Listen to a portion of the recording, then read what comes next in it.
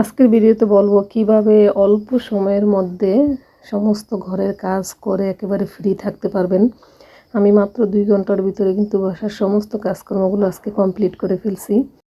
অল্প সময়ে কিভাবে গুছিয়ে কাজ করা যায় সেই টিপসই আজকের ভিডিওতে আপনাদের সাথে শেয়ার করব। হ্যালো এভরিওয়ান, আসসালামু আলাইকুম। আশা করি সকলে ভালো আছেন। আলহামদুলিল্লাহ, আমরাও ভালো আছি। আবারও চলে আসলাম আনায়াস ডেইলি লাইফের পক্ষ থেকে নতুন আরও একটি ভিডিও নিয়ে।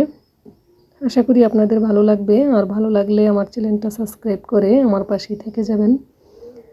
সকাল সকাল উঠে গেছি, ঘুম থেকে উঠে আমি সর্বপ্রথম, এটা হচ্ছে ঈদের পরের ভিডিও আর কি। ঈদের 3-4 দিন পরের ভিডিও। তো বেডশিটটা ঈদের বেডশিটটা চেঞ্জ করে নিছি।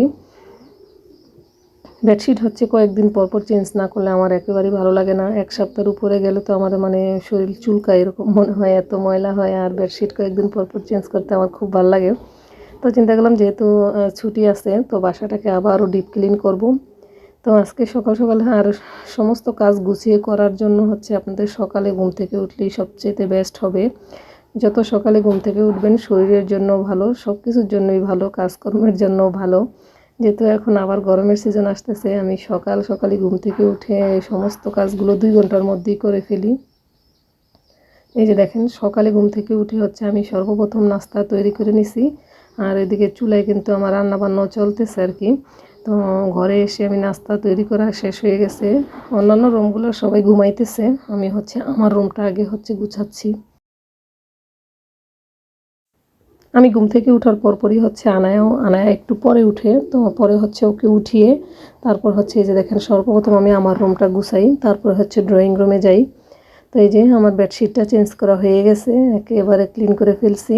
আর ঈদের আগে আমি সোফা কাভারগুলো ধুয়ে দিছিলাম, কারণ সোফা কাভারগুলো যেহেতু সব সময় রাফ ইউজ করি, এগুলো অনেক ময়লা হয়ে যায়।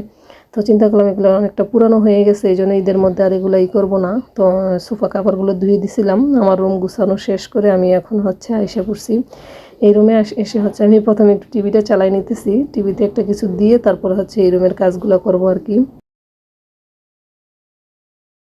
এই যে সোফাগুলো কাভারগুলো আবার লাগাবো, যেহেতু এই জন্য আমি সবগুলো সোফাগুলো খুব ভালো করে ডিপ ক্লিন করে মুছে নিছি, কারণ কাভার লাগানোর পরে তো আর এগুলো আমি মুছতে পারবো না। তো সমস্ত সোফাগুলো এখন মুছে পরিষ্কার করে একেবারে আগে ধুলাবালিগুলো ঝেড়ে তারপর শুকনো কাপড় দিয়ে মুছে নিব।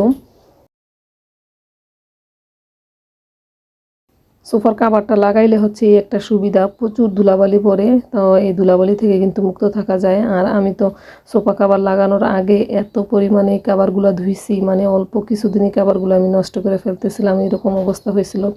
মানে কয়েকদিন পরপরই আমার কাছে খালি মনে হয় ময়লা হয়ে গেছে। 2-4 মাস পরপরই আমি কাভার ধুইতে ধুইতে কাভার এতদিন নষ্টই করে ফেলতাম। তো এই যে দেখেন, আমি সমস্ত এই যে কাভারগুলো লাগাই নিছি। এই কাভারগুলো আমি ঈদের আগে ধুয়ে সুন্দর করে ভাঁজ করে রেখে দিয়েছিলাম। তো একটা একটা করে সবগুলো কাভার লাগিয়ে আমার ঘরের কাজকর্ম ডান হয়ে যাবে।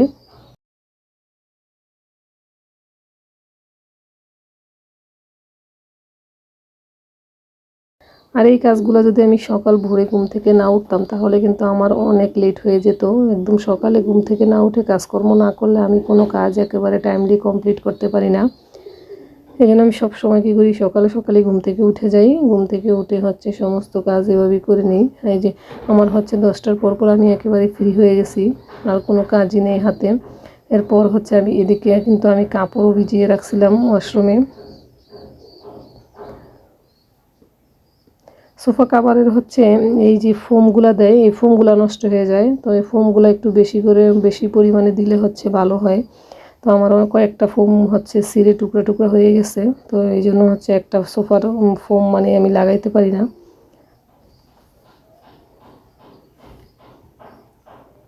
চিন্তা করছি আরও পরে আরেকটা সোফা কাভার অর্ডার করব, তাহলে দুইটা অদল বদল করে করলে একটার উপর চাপটা কম পড়বে। আমার সমস্ত ঘরের কাজকর্ম কিন্তু ডান। এখন আমি রান্নাঘরে আগে বাজার এনে রাখছিল, তো এখন আমি বাজারগুলো গুছাবো। এখানে টমেটো আর রসুন শেষ হয়ে গেছে, সব রসুন ব্লেন্ডার করে ফেলছি। তো এই জন্য বাগার খাওয়ার জন্য কিছু রসুন আনা হয়েছে, আর কালো জিরাও শেষ, বাদাম আনা হয়েছে, বাদামের ভর্তা, কালো জিরার ভর্তাটা আমাদের ঘরে সবাই পছন্দ করে।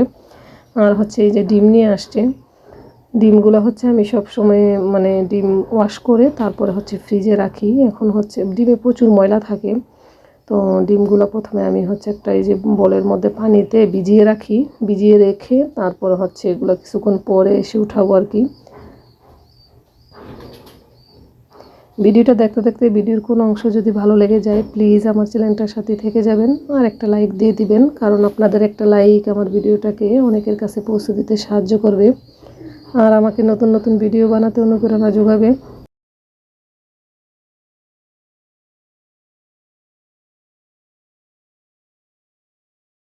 এখানে ডিমগুলো হচ্ছে ভিজিয়ে রাখছি আর এখানে হচ্ছে আমি বাকি কাজগুলো করব, ওগুলো ভিজতে ভিজতে আমার এগুলো করে তারপর হচ্ছে আমি ডিমগুলো ওয়াশ করে ফেলবো।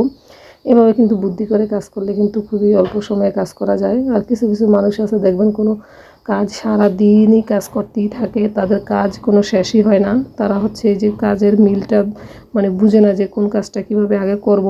যে আমি এখন ডিমগুলো দেখেন আগে ভিজিয়ে রাখছি, এখানে আমি এগুলো গুছাতে গুছাতে কিন্তু ডিমগুলো পরে আমি ধুয়ে ফেলতে পারবো। আর আমি যদি সব কাজ করে ডিমগুলো ভিজাতাম তাহলে কিন্তু আমার আরও বেশি সময় লাগতো। তো এইভাবে হচ্ছে একটু টেকনিক করে কাজ করলে আর কি অল্প সময়ে কাজ করা যায়। আর আজকে রান্নাবান্নার ভিডিওটা আপনাদের সাথে একটু শেয়ার করে দিচ্ছি। এটা হচ্ছে আমাদের পালের একটা মোরগ, এই মোরগটা হচ্ছে অর্ধেকটা আগে খেয়ে ফেলছি, বিশাল বড় সাইজের একটা মোরগ ছিল। এটা আজকে রান্না করব আর মটরশুঁটি দিয়ে আর কি পোলাওটা রান্না করব।